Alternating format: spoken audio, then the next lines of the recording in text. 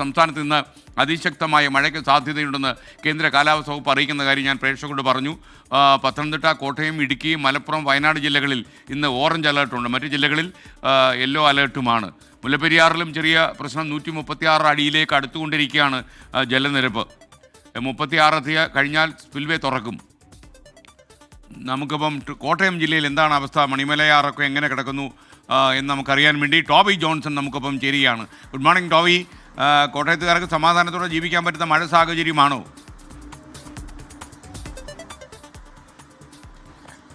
Good morning എസ്തൈൻ.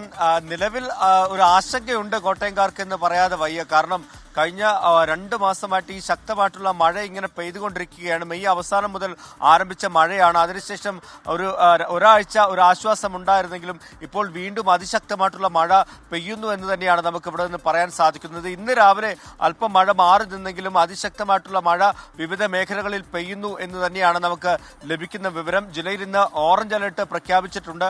അതുകൊണ്ട് തന്നെ ജാഗ്രത തുടരണം എന്നാണ് പറഞ്ഞിട്ടുള്ളത്. നമുക്കറിയാവുന്നതുപോലെ ഈ കിഴക്കൻ മേഖലയിൽ അതിശക്തമായിട്ടുള്ള മഴ പെയ്തു കഴിഞ്ഞാൽ താഴ്ന്ന പ്രദേശങ്ങൾ, പ്രത്യേകിച്ചും അപ്പർ കുട്ടനാട് പോലെയുള്ള പടിഞ്ഞാറൻ മേഖലയൊക്കെ വെള്ളത്തിലാകുന്ന ഒരു അവസ്ഥ നമുക്ക് കാണാൻ സാധിച്ചിരുന്നു. 2 ആഴ്ച മുമ്പ് അതിശക്തമായിട്ട് പെയ്ത മഴയിൽ അങ്ങനെ വെള്ളം കയറി കിടക്കുന്ന പല പ്രദേശങ്ങളും ഉണ്ടായിരുന്നു.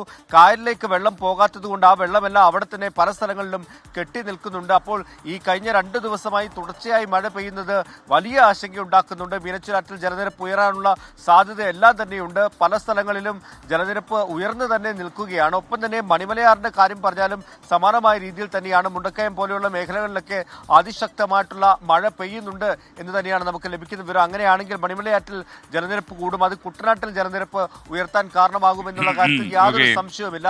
ജാഗ്രത ഈ നദീതീരങ്ങളിൽ താമസിക്കുന്നവർ പാലിക്കണം എന്നുള്ള നിർദ്ദേശം തന്നെയാണ് ജില്ലാ ഭരണകൂടങ്ങൾ നൽകുന്നത്. ഒരു ആശ്വാസമുള്ളത് ശക്തമായിട്ടുള്ള കാറ്റ് ഇത്തവണ വീശുന്നില്ല. എന്തായാലും ഈ മുന്നറിയിപ്പുകളെല്ലാം തന്നെ നൽകിയിട്ടുണ്ട്. നിലവിൽ ഈ ദുരിതാശ്വാസ ക്യാമ്പുകൾ പ്രവർത്തിക്കുന്ന സ്കൂളുകൾക്ക് മാത്രമാണ് അവധിയും പ്രഖ്യാപിച്ചിട്ടുള്ളത്.